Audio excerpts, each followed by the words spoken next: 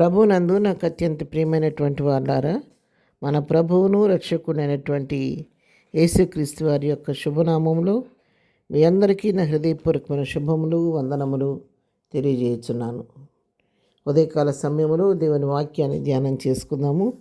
ఈరోజు వాక్య ధ్యానము కొరకు మనం తీసుకున్నటువంటి లేఖన భాగము సామెతల గ్రంథము 3వ అధ్యాయము 6వ వచనం చదువుకుందాం. నీ ప్రవర్తన అంతటి యందు ఆయన అధికారమునకు ఒప్పుకొనుము, అప్పుడు ఆయన నీ త్రోవలను సరళము చేయును. ఆమేన్. దేవుని నామమునకు మహిమ కలుగును గాక. జ్ఞాని అయిన సొలొమోను చెప్తున్నటువంటి శ్రేష్టమైనటువంటి మాటలు. మీ ప్రవర్తన మీద అంతటి మీద ఆయన అధికారానికి ఒప్పుకోండి. మీ సొంత ఆలోచన చొప్పున, మీ సొంత ఇష్టం చొప్పున, మీ కోరిక చొప్పున మీరు ప్రవర్తించడం కాదు, కానీ మీ ప్రవర్తన మీద దేవుని యొక్క అధికారానికి మీరు ఒప్పుకున్నట్లయితే ఆయన మీకు ముందుగా ఉండి మీకు త్రోవ చూపిస్తూ మీ త్రోవలను ఆయన సరళం చేస్తాడనే సత్యాన్ని ఇక్కడ భక్తులు మనకు తెలియజేస్తూ ఉన్నాడు. చాలాసార్లు మనం దేవుని చిత్తం తెలుసుకోకుండా, దేవుని సహాయం తీసుకోకుండా, దేవుని పైన ఆధారపడకుండా నేను జ్ఞానిని కదా అనుకొని మన స్వబుద్ధిని ఆధారం చేసుకొని నా వల్ల అవుద్ది, నేను తప్పకుండా చేయగలను, అందరికంటే నేను గొప్ప మేధావిని అన్నట్టుగా కొన్నిసార్లు కొన్ని పనులు మనంతట మనమే చేయడానికి ఇష్టపడుతూ ఉంటాము. ఎదుటివారి సలహా తీసుకొని కూడా ఇష్టపడడం. కొన్నిసార్లు మనుషుల సలహాలు తీసుకుంటారు, కానీ దేవుని సలహా మాత్రం తీసుకోరు మరికొందరు. ఈ విధంగా మరి మన సొంత ఆలోచనతో మనం చేసినప్పుడు కొన్నిసార్లు చేసిన పనిలో ఫలితం రాదు. అన్ని ఆటంకాలు అడ్డుబండ్లు ఎదురవుతూ ఉంటాయి చేసే పనులు.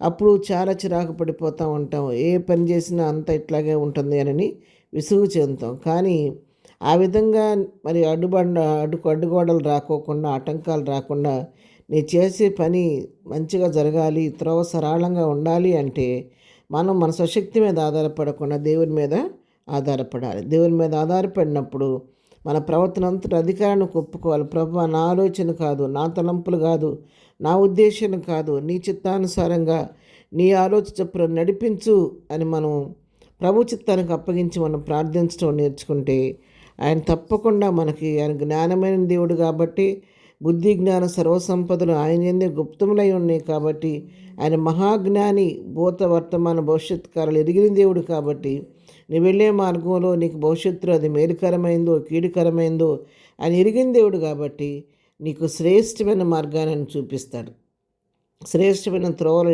నడిపిస్తాడు. ఈ త్రోవలో వెళ్తే నీకు దానివల్ల నీకు నష్టం ఉందనుకుంటే అది నువ్వు ఎంత ఇష్టపడ్డా కూడా దేవుని దాన్ని నీకు అనుమతించరు. ఎందుకంటే దానివల్ల నువ్వు భవిష్యత్తులో నష్టపోతావు కాబట్టి. అన్నీ ఎరిగిన దేవుడు కాబట్టి నీకు భవిష్యత్తులో కూడా నీ జీవిత పర్యంతం ఏ మార్గంలో వెళితే నువ్వు సంతోషంగా ఉండగలుగుతావు, ఏ మార్గంలో వెళితే సరైన గమ్యాన్ని నువ్వు చేరగలుగుతావు, ఏ మార్గంలో వెళితే నువ్వు త్రోవ సరళంగా ఉండి నువ్వు సంతోషంగా జీవించగలుగుతావు, ఆ మార్గంలో ఆయన నడిపిస్తాడు. కాబట్టి అంతేకాదు, ఆయన ఎన్నడూ విడువని ఎడబాయిన దేవుడు కాబట్టి నీ చేయి పట్టుకొని ఆయన నడిపిస్తాడు. కాబట్టి ఆయన మన ప్రవర్తన అంతటి మీద అధికారాన్ని ఒప్పుకుంటే ఇలాంటి శ్రేష్టమైనటువంటి దీవెనకరమైనటువంటి ఆశీర్వాదాన్ని మనం పొందుకోగలుగుతాం. ఇంతవరకు అటు అనుభవాన్ని మనం కలిగి ఉంటే దాన్ని ఎంతో మంచిది.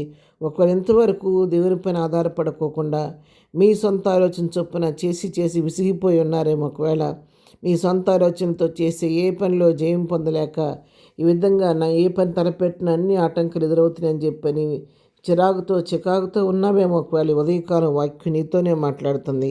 నీ ఆలోచన ప్రక్కన పెట్టి నీ ప్రవర్తన మీద దేవుని అధికారాన్ని ఒప్పుకొని ఆయన చిత్తాన్ని అప్పగించుకుంటే ఆయన నీకు ముందుగా ఉండి నీ చేతిని పట్టుకొని నీ త్రోవ సరళం చేసి ఆయన నీకు ముందుగా నడుస్తూ సమతలమైన భూమి మీద సరళమైన మార్గంలో ఆయన నిన్ను నడిపించబోతున్నాడు. ఆ విధంగా ప్రభు హస్తాలకు మనల్ని అప్పగించుకొని ప్రభు చిత్త ప్రకారం ముందుకు సాగిపోదాం. ప్రార్థన.